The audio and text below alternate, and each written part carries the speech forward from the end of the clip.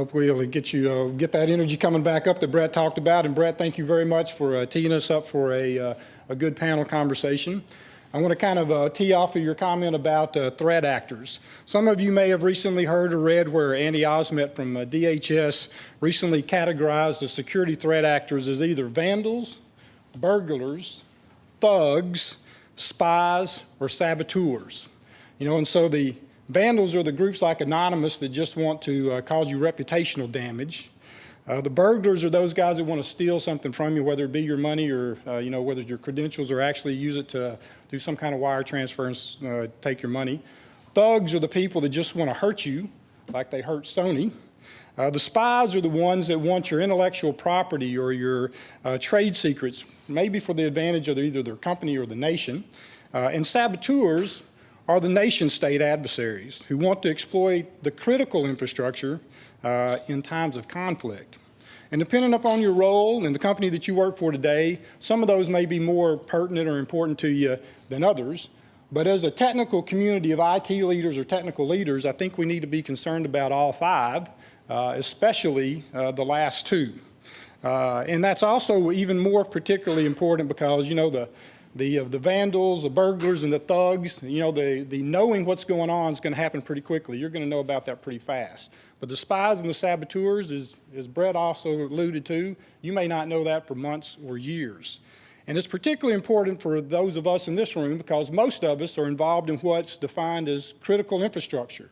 We are involved in power grids, communication systems, healthcare systems that either provide devices or medical medicines that keep people alive. And it's also relevant because many of us, because the companies are big, have legacy systems. So we're not going to be able to go out and fix everything in the next 12 months. Our resources and our budgets are not going to allow that.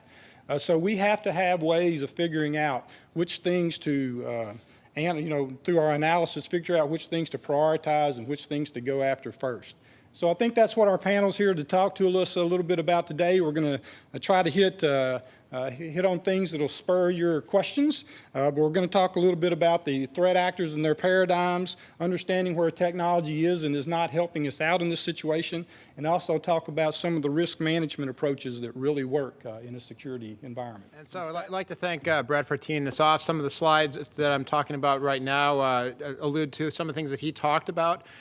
It's important that we understand as an industry that we're used to doing IT where things may be somewhat deterministic. We write a program and it has a certain result. With security, we're dealing with sentient actors. We're not dealing with natural forces. And so we have to realize that in many cases they're going to try to deceive, they're going to try to do things and create ways of launching attacks that we're not going to be able to detect. Hence, the challenge we have of being able to detect. And more, for many years, we focused on prevention technologies, thinking that will be the solution, just better access control, better hygiene, patching, and everything else like that. The reality is with the advanced threats we've seen, and some of the less advanced threats are very much harder to detect. And we have to recognize that more of our priorities should be spent on detecting these things and responding to them than simply assuming that we can build a better firewall or a better way or a better antivirus or a better tool to stop that threat from coming in because of the ways they attack.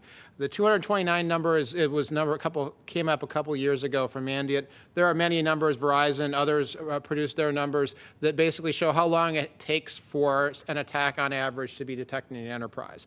And as Brett indicated, it could be years in some cases. Nortel had their systems infected for probably over almost a decade before it was detected. And so we understand that in some cases we may never know, or the FBI will tell us that we've been breached, as in the case of Target or Home Depot. And so we need to be able to focus more on what exactly do we need to be looking at, and that gets to the concept of what we sometimes call the kill chain. No, and Brett sort of alluded to this as well, which is how do we detect this? Well, one is we need better instrumentation of our systems. We need to look at various points. We don't want to just look at the perimeter and understand who's coming in from the outside. We want to look at other areas. Assume that somebody sent an email and somebody clicked on that email and a piece of malware came down to somebody's desktop? How do we detect whether it goes from one system to another system in the enterprise and have systems that instrument that? And then most importantly, once we have them instrumented, are we watching the screens? In the case of Target, for example, an alert did go off when the hackers got in. But because of the way the security operations systems were running, it wasn't detected. It was lost in sort of a fog of war. And so it's as much important that with the people and processes get worked out and be able to follow that process that it is that you have good detection mechanisms as well.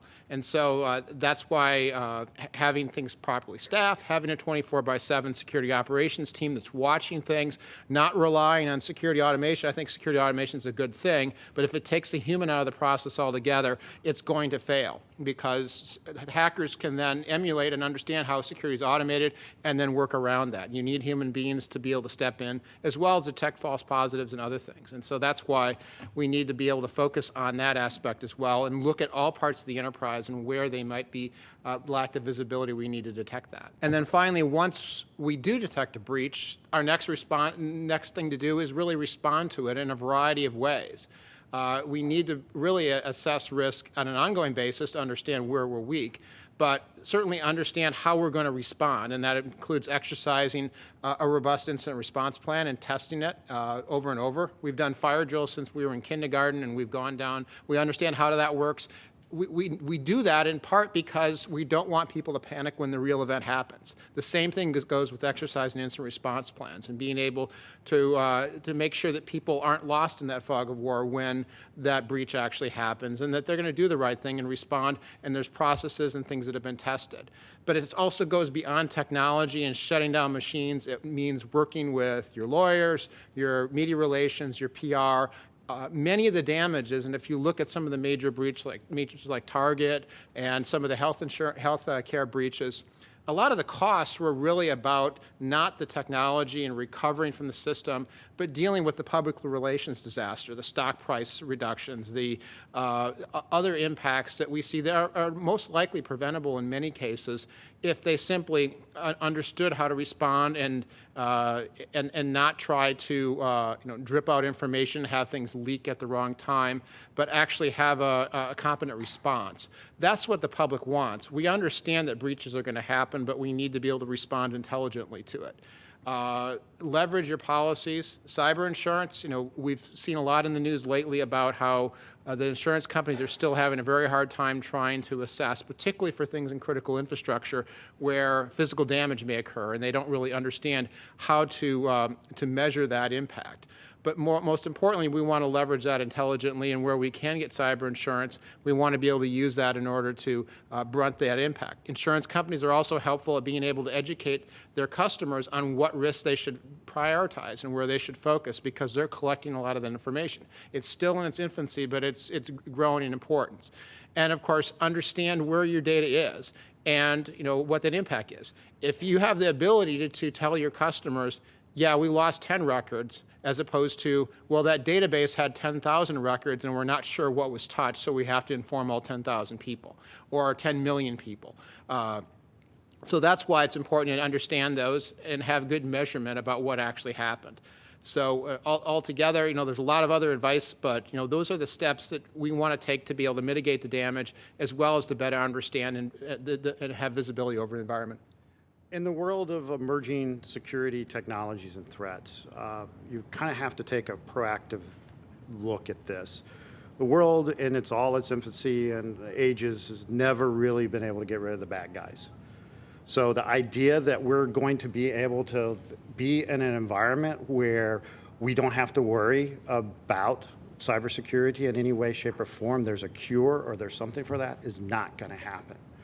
So the idea that comes back to it is we really have to say, and there's a lot of things, we hear more breaches, more things happening, so we assume that the world is a worse place than it actually is. Security is taking a backseat, or it's getting worse and worse and worse. And the problem is that in all actuality, it's a relative position. So depending on where you're looking and where you're taking your viewpoint with, whether you take a forward-looking view or a reverse-looking view, it's different. And you can go back and look at technology, simple things from cell phones. So Windows is a great example of this. Is Windows 10 a better security product than Windows 98 by multiple factors. And again, newer technology, mobile devices have controls that are not into the PC environments at this point in time, just due to the fact of being generated later. So technology does help us in a lot of key areas that's actually there. But we have to sit back and go, well, then what's the problem? What keeps happening? Well, it's the same thing that always happens when we kind of put barriers to things. We raise the barrier up and we keep out portions of the bad guys. Well, the bad guys get smarter and they start coming over the wall, so you build the wall a little higher.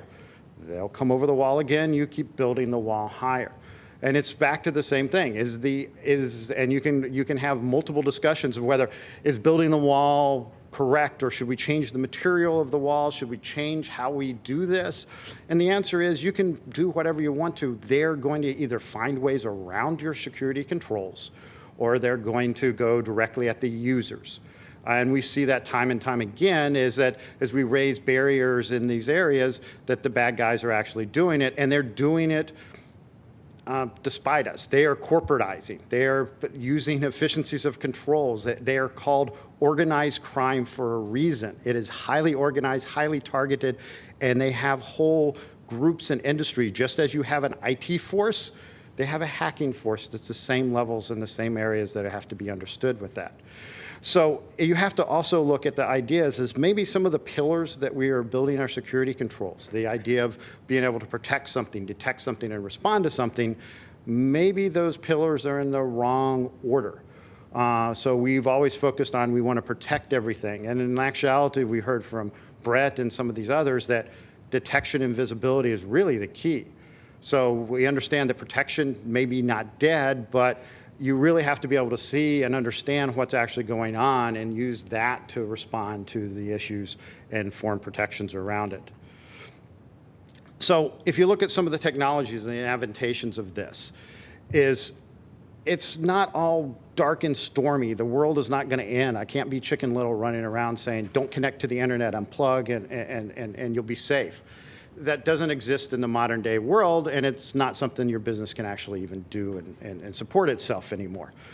But if you look at some of the areas, the idea between community standards and guidelines, people helping new technologies across the board is mass impressive. You have security researchers that are finding vulnerabilities before the bad guys are, in some cases, providing that research to the organizations to fix and solve their problems before that. We've seen that time and time again. Sometimes the release cycle is a little off, sometimes everyone needs to know about this at the same time so we can fix it. And whether it's dealing with networks, we have new technologies such as software-defining networks. You can actually define where people are actually going, the controls around this. Things that are no longer just like utility. It's actually very functional to say it's not a utility. I can turn the tap on and off to exactly where you want to go, where you need to be, and do it in a secure manner. The same goes for if you're dealing with the areas of servers themselves, the way for distribution and monitoring and control, the vulnerabilities that actually reside on that, making them better in protection. If you look at cloud, cloud is hugely impressive when you start talking about security. And people freak out when you say that, but it is true. If you look at the budgetary processes for, like we turned earlier, Microsoft, Google, and Amazon, are much bigger than you can ever do in an IT organization to put things into the cloud, just with that. And you can tell that they are actually doing that.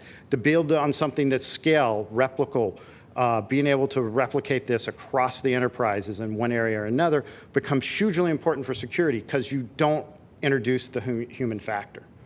You don't have somebody one time doing something to be able to do that. And you can replicate, tear down, and build up in an automated fashion. And that's one of the things of security and automation is not just on the security side, but leveraging automation across the board to provide different levels of contextual functions.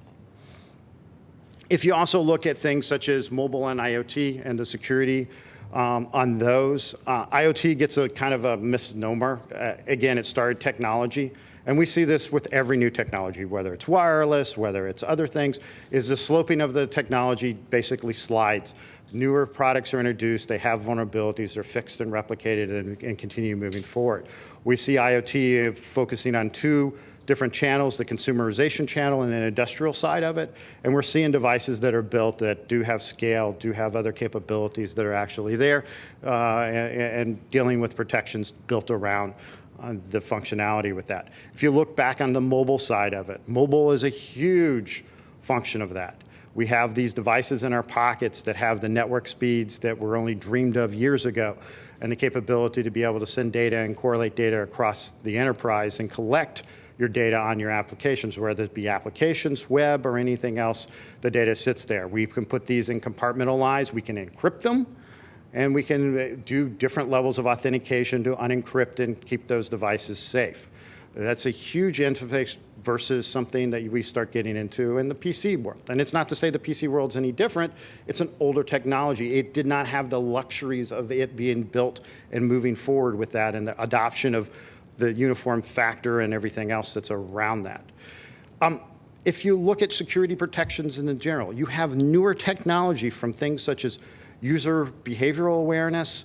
You have new technology that are looking at network traffic and the capabilities of it flowing across the world. And you have the abilities to just scale. More visibility, more towards big data, analyzing the things, and being able to put in questions in the security realm. And you can think about very simple questions that were asked and organized. Ask all your fleet of devices, have you seen this file? If you think about the consumption of that exercise, of what that actually entails, it's huge for the processing capability and everything else, or the pulling back of the data. But once it's done, there's now the scale that you can do anything that you want to with the devices that are in hand. So it's not to say that security technologies are not causing problems. We're not building new technologies to overcome something else. We're doing technologies to change the way we actually view security. It's the same practices. We really haven't changed the ideas of security. It's still hygiene, best practices. We're changing the way we're trying to do it and make it better and more efficient into the environment that's there. Real quick question. I've looked around at the titles, well, not really titles, who you work for, but I want to know, how many of you are builders versus integrators? Now let me qualify that. If you're a CTO and you're involved with building product, like you're that leader for your company globally or whatever, versus someone who's more like a CIO where you're integrating stuff together. How many people do we have here that would consider themselves builders in charge of building software and stuff? Okay, my people. All right, and how many of you would you say are more integrators? All right, my people too. Okay, very good. All right, so I'm Richard Saracen, General Manager, Cybersecurity and Privacy for GE Healthcare, and I like to talk fast, okay? So be ready for that. I'm in charge of a business, roughly 20 billion revenue for GE, and we make things you put your body into, and we make a few things you put into your body. And these are connected things. So it's my job to figure out how we do that in a secure manner. Yeah, I'm the guy who's going to do the FUD stuff to start out with. You know, I found that you can never be too sure how much people actually know and are aware of what's going on. I always find it's of value to remind us, if not only for you to go back to your companies and say, hey, here's this new fun fact. So win, lose, or draw, right? I'm in the lose space. I think we're losing, so I think most of my peers here would agree. So the NSA, you know, there's a quote here where we're like 20 minutes into a football game, football like real football, like soccer, right? And it's, you know, it's all offense, 245 to 266, right? It's just a clash of the titans, so that's why that picture here. We know that Wall Street is looking to partner with, you know, with electrical grid and whatnot because they're concerned about their ability to do transactions. We're seeing partnerships like that. It's increasing. FBI, they expect to spend more money on cyber than those who would blow up planes, who would blow up pressure cookers and other things. I guess you'd call those your analog terrorists. They're going to spend more money in theory. And we know that Obama is going at 19 billion right now. I consider that a hobby and relative to the to what they're in, because if you look at the OPM hack, by the way, OPM hack, does everyone know what the OPM hack was? Anyone aware of that? A few hands? 22 million records stolen from the federal government, including digital fingerprints and things like that. Yeah, bad news. So, okay, we're losing. Okay, so what changed? We heard the term attack surface. What is attack surface? It's a term you'll hear a lot. Attack surface is when I expose something of value to an untrusted source. Your mail has an attack surface. Your house has an attack surface. Your bank account has an attack surface. Your children have an attack surface. It's the general form of what is exposed of value to untrusted sources. This is really what's changed, and it's actually, there's some math behind this. So last 10 years, we've seen 14 to 40% growth in people online. Big deal, so a lot of growth in people. Last 10 years, we've seen a large spike in traffic. By the way, 60% of traffic is botnet. I don't know if you guys knew that. Pretty curious, 60% of it. Last 5 years, a massive spike in sites coming online, so a lot more sites, and I believe IoT will make this all look like a hobby. But you have to look at this. The reality is, here I am with my phone, right? This phone has N applications. Each application is probably associated with one or more providers, maybe data providers, storage, what have you. So you have an exponential factor in terms of attack surface here. Now think about it's 25 million, it's 25 billion, 50 billion in 2020. Think about the exponential factor of attack surface that's growing. And you can see that in the data here. This is publicly available breach data. We believe that there's more breach going on than what we know about. But you can just see here in 2004, you can see it's getting bigger, denser, and denser, larger, more money being lost. We're going to see that continue to grow. Okay, so is this the best we can do? Anyone here familiar with Postel's law? I think we have some old engineers who are probably familiar with that. Postel was a guy who really, the grandfather of the internet, wrote a lot of the original protocols. And the principle behind Postel's law is be conservative in what you make, but be liberal in what you accept. Right? Again, I'll repeat that because it's great because all of our programming languages, protocols are really predicated on this. Be conservative in what you make, be liberal in what you accept. That's now problematic. It should be conservative in what you make and really be conservative in what you accept, right? So the security industry is really, our industry really is an, what I call an aftermarket chop shop for Pintos. Typically, and that's why I made the distinction earlier about are you a builder, are you a maker versus someone who's an integrator. If we're makers, right, from a security perspective, what we're typically given is, hey, after that thing's built, let's kick it around, see how bad it is, and we'll try to fix it, right? So after it's built, we'll see if there's any really easy stuff to break, right? And then we'll go fix it. That's problematic. I'll talk about that in a bit. We have to change that.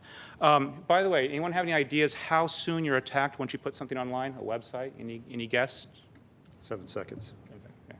Well, it's 15 minutes, but it might as well be 7 seconds. It's 15 minutes is the mean average, right?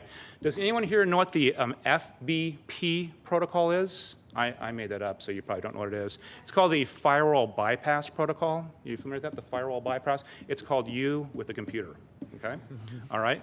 So what's the solution for all this? We're going to talk about this in a bit. It's called remediating the mind. We actually need a patch for the mind. We need a patch for how we go about building things. This is what we're doing at GE. This is the fundamental thing called secure and design. Future-proof security, I love this image, right? So security is hard. Healthcare, industrials make it harder. In healthcare, we have constraints. Actually, in healthcare, I would say healthcare is as security as it gets. The stakes are high, right? Lives. Now, we have a lot of protocols around safety. We do a great job on safety. But we have a new context. Healthcare, well, particularly medical devices, last 25, 30 years, we didn't play enterprise. I don't know if you knew that or not. A lot of the stuff was air-gapped, which is great, right? That's pretty secure, right? Well, not anymore. Increasingly, they're networked. We didn't do 25 years or so of muscle building in terms of enterprise software, hiring those types of staff, dealing with all the security issues and all that. We're learning. A few years ago, we discovered a thing called cloud, and we said, hey, we should do that, right? And we should, by the way. There's so many advances that's, in terms of remote care to third world countries, things that will come because of this. It's going to be incredible. It's like the printing press. It's a must-do thing, but it's a reality. So we need more than just next-gen security toys. I love toys. I love what Cisco produces. I don't know if there are any other vendors in here. I love the toys, but we really need next-generation approaches. That's what's critical, right? So our solution, at least the solution, what we're doing here, at least in GE, particularly in GE Healthcare, is something we call SecDevOps. You've heard of DevOps. What this means is integrating security through the whole CI/CD pipeline. Everything's integrated, right? But even before that, which gets to solution number 2, is, or actually, excuse me, part 1 still, is even before that is doing design work, right? How many of you have practices, thorough practices, mandatory practices called threat modeling, where you really do threat modeling, where you have real experts who are Microsoft? Yes, I could have answered that with Microsoft, yes, Cisco, right? You should all be raising your hands. This is a problem. This is a fundamental problem that you have, and it's your responsibility for all you makers who are CTOs. Your job is to fix that. If you're not doing it, you're being negligent, okay? 2002, an email came out from Bill. I'll summarize it for you. Oh, shit, okay? By the way, they do a lot of policy through email. But in short, he really said, we're going to start this thing called trusted computing. It's going to report to the CEO, and it's going to be predicated on secure design. You're going to start with remediating your mind. You're going to start by how you think about products. We're going to fix from there. This is key. So design, and then full automation, integration to CI/CD pipelines. Number 2 is a better security robot. Really love the data science, have done a lot of that with teams. But I think, going back to a point that was made over here, the most important thing, I think, in terms of making a better robot is decision analysis. We need, and that's, by the way, decision analysis or decision science, that's a real thing. There's multiple Nobel prizes in that space. Data science is really just statistics with a lot more data, right? Let's be clear. We as security professionals, particularly as leaders, we need to get really solid in decision analysis, how we make distinctions, right? And then how we think about those. And then comes the data science, making choices about what's the right type of telemetry. How do you instrument, right? That all happens beforehand.